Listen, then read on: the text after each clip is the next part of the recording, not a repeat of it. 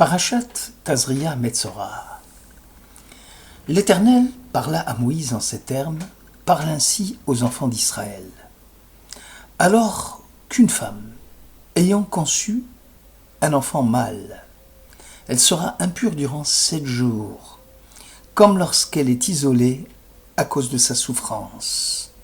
Au 8e jour, on circoncira l'excroissance de l'enfant, puis 30 jours durant, la femme restera dans le sang de la purification, elle ne touchera à rien de consacré, elle n'entrera point dans le saint lieu, que les jours de sa purification ne soient accomplis. Lévitique chapitre 12.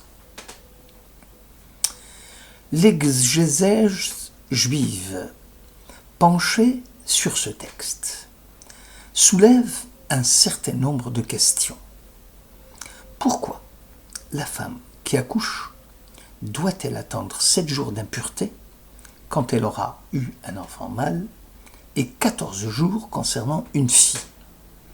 Que vient faire ici le thème de la circoncision alors qu'il a été traité auparavant dans la section Lech Lecha? Le Keli Yakar souligne que l'impureté est imputable à la faute d'Ève, tirant cela du mot Mekor, origine.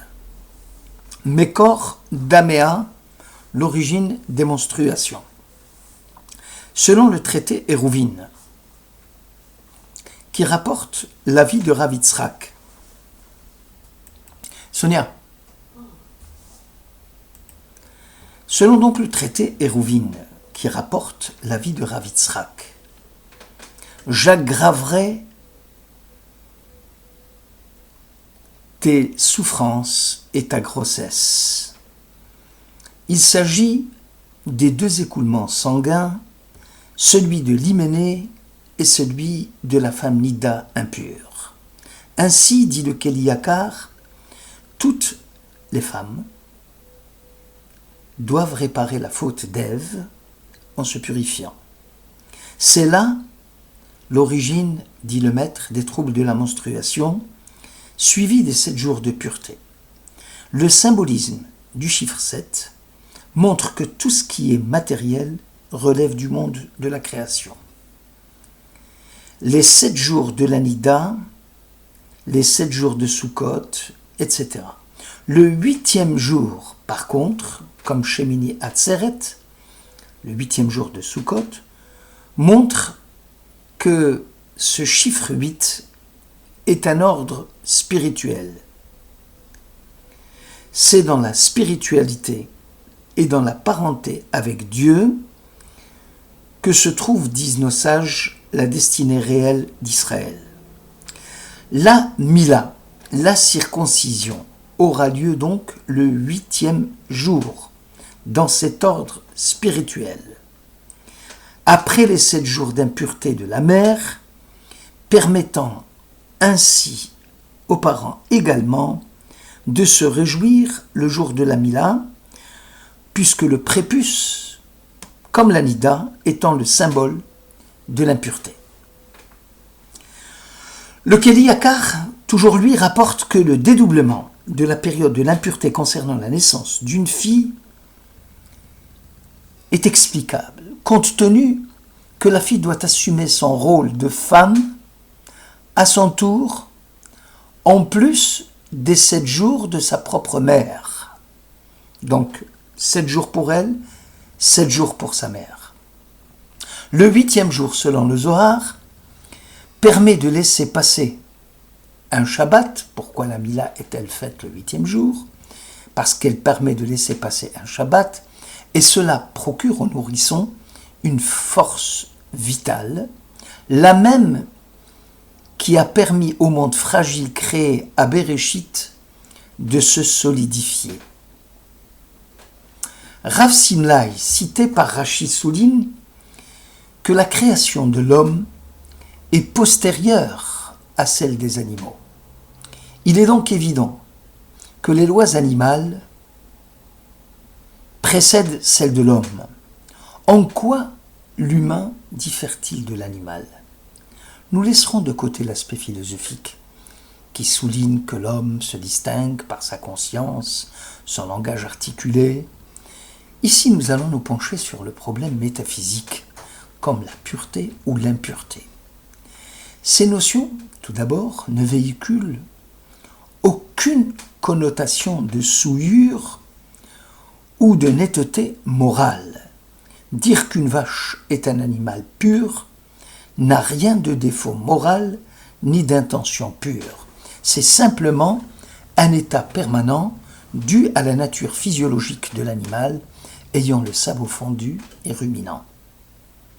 Un animal, pur ou impur, reste constamment dans la permanence de son état. Seul l'homme connaît des transformations d'état passant alternativement de pur à l'impur et vice-versa. De plus, l'impureté due à l'homme est beaucoup plus grave que celle du règne animal. Si les animaux morts souillent l'individu qui les touche par leur contact, l'homme est capable de son vivant de se rendre impur ou de souiller par son contact les objets avec lesquels il entre en relation. Prenons le cas du Metzora, celui qui est atteint de cette maladie qu'on appelle la lèpre, qui n'a rien à voir avec la maladie dégénérative de la peau que l'on connaît. Il rend impur également la tente qui le protège des intempéries. Il en va de même lorsque l'individu décède. Ceux qui vivaient à son contact ne pouvaient se rendre purs qu'après 7 jours d'impureté et l'aspersion de l'eau expiatoire. Le Zohar explique que l'homme est un microcosme. Sa création fut laissée en dernier, car il renferme en lui tous les actes de la Genèse qui l'ont précédé, y compris les caractéristiques propres à tout être créé, devenant ainsi une synthèse de toutes les composantes créées, constituant en lui-même l'unité du genre humain. Le Nefesh HaChaim, portique 1, souligne qu'avant le péché d'Adam, il y avait prédominance dans le premier homme créé des forces de sainteté. C'est qu'après sa déchéance que les forces impures furent mêlées aux forces pures. C'est ce qui explique l'anarchie observée dans les actions humaines, tantôt dirigées vers le bien, tantôt orientées vers le mal. Il n'y a aucun acte humain qui ne soit entièrement sainteté. Réciproquement, il n'y a aucune action mauvaise au sens strict qui ne renferme en elle une parcelle de lumière. Décidément, disent nos sages, l'homme à lui seul est un univers en miniature. Plus désespérant que la réalité, la puissance et l'attrait du mal est le fait que le mal se déguise si adroitement en bien qu'il puisse aller jusqu'à même sucer la vie même du sacré. En ce monde, le sacré et le profane ne sont pas séparés, mais bien mêlés, enchevêtrés et confus. En ce monde, les idoles, disent nos sages, peuvent être des splendeurs, et le culte de Dieu peut être souillé de perversité. La piété peut être même parfois un déguisement au péché et un instrument de recherche de puissance. Il y a donc une étincelle sacrée de Dieu jusque dans les sombres recoins du mal. N'était cette étincelle, le mal perdrait sa puissance, sa réalité et tournerait à néant. Le Zohar écrit: quand Dieu se mit à créer le monde, à révéler ce qui était caché dans les profondeurs et à en extraire la lumière des ténèbres, toutes choses étant entremêlées, C'est ainsi que la lumière émergea des ténèbres et la profondeur sortit de l'impénétrable. De même aussi, du bien sort le mal, de la miséricorde procède le jugement, et tout se trouve enchevêtré, l'instinct bon et le mauvais. Cette terrible confusion, le fait qu'il n'y a rien au monde qui ne soit mélangé du bien et du mal, du saint et du profane, constitue le problème central de l'homme et son vécu. Compte tenu que la confusion remonte au processus même de la création, l'homme devient versatile. Il change de fonction. Il change en fonction du temps et en fonction des circonstances.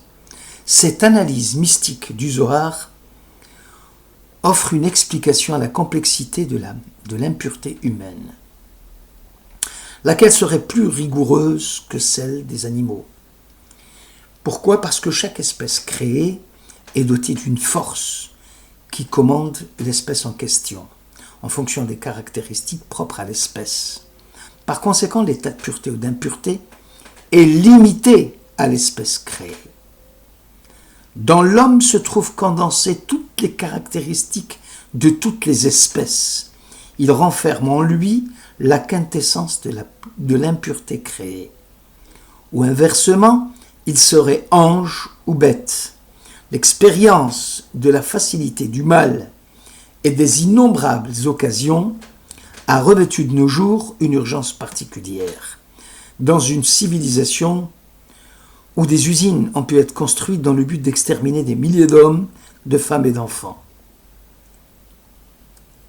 Nous sommes la génération où la distinction entre le bien et le mal s'est émoussée.